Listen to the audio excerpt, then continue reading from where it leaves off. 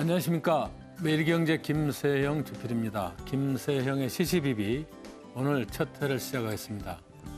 오늘 첫 회 주요 내용은 박근혜 대통령께서 며칠 전에 발표하셨던 경제혁신 3개년 계획, 이것을 우리가 어떻게 받아들여야 할 건가, 어떻게 해석해야 될 건가에 대해서 같이 생각을 나눠보겠습니다.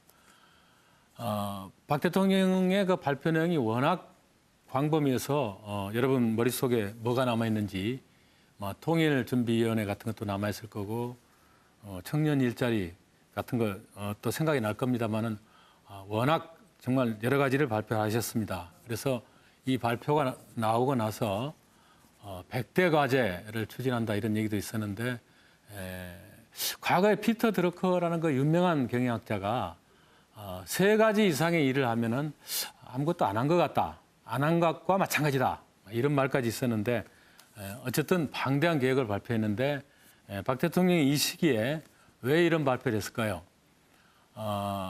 우리 현재 경제나 정치 상황이 이대로 가면은 소득 3만 불을 넘어서 4만 달러의 선진국으로 도저히 들어갈 수 없다 하는 그런 절박감 때문에 발표를 한 걸로 그렇게 이해가 됩니다.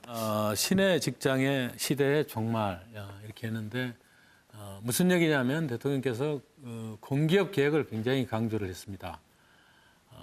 이 공기업의 부채가 거의 500조에 도달을 하고 그리고 너무 방만 경영으로 인해서 경제 전체가 한국의 신용도가 지금 떨어질 판이 됐습니다. 그리고 이제 또 공무원 연금이 너무 지나치고 방만해서 국가 재정을 많이 갉아먹는 이런 부분에 대해서는 과거에 많은 언론의 지적이 있었는데도 손을 안 댔는데 비로소 박 대통령이 한번 이 개혁의 이 무기를 뽑아 들었습니다. 그래서 이제 이 공기업이 신이 숨겨놓은 직장이라고 그랬는데 이런 부분에 거의 방만한 그런 지원을 다 없애면 아마 신의 직장이라는 그 레벨은 떨어질 것 같고 다른 분야의 개혁이 제대로 안 돼도 공기업이나 공무원 연금 분야는 국민의 따가운 시선 때문에라도 이 정부 안에서 거의 신의 직장 시대가 종말을 구하지 않겠나 저는 그렇게 바라봅니다. 다음번 키워드를 보겠습니다. 한국이 소득 4만 불 국가로 진짜 갈까? 간다면 좋겠죠. 지금 세계적으로 선진국 이름을 듣는 그런 국가들, 그러니까 미국, 독일, 영국, 프랑스 이런 나라들은 전부 다 소득 4만 불 됩니다. 미국은 약 4만 9천 불에서 곧 5만 불대로 넘어가고, 노르웨이나 이 카타르 같은 나라는 소득 10만 불 국가도 있습니다. 근데 한국은 현재 2만 4천 불인데 8년째 2만 4천 불에서 머물고 있습니다. 지금 이대로는 우리가 주저앉으면 여기서 선진국이란 이름도 들어보지 못하고 주저앉게 되는 이런 것은 도저히 안 되겠다. 이런 차원에서 이번에 이런 경제혁신 대책이 나왔는데 그렇다고 박근혜 대통령 임기 내에 4년 내에 4만 불로는 갈 수는 없습니다.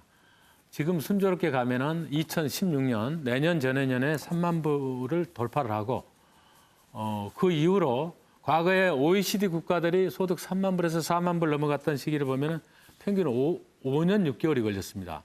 지금은 저성장 시대이기 때문에 저는 좀 더 걸리리라고 봅니다. 그래서 2022년 내지 3년 정도면은 우리도 소득 4만 불로 갈 수 있지 않을까 싶은데 이 경제혁신 3개년 계획 내지는 개혁이 제대로 안 된다면 그마저도 안 될 겁니다. 아르헨티나 같은 나라는 1900년대 초반에 세계 4등의 국가였지만 지금은 소득 10,000불도 안 되는 국가입니다. 우리는 반드시 성공을 해야 되겠습니다. 그리고 이제 마지막을 보겠습니다. 마지막 키워드가 이건 대통령의 혁신, 경제혁신 분야는 아닙니다만 저는 과연 개각이 있을까 하는 그 궁금증에 대해서 같이 생각해 보고 싶었습니다.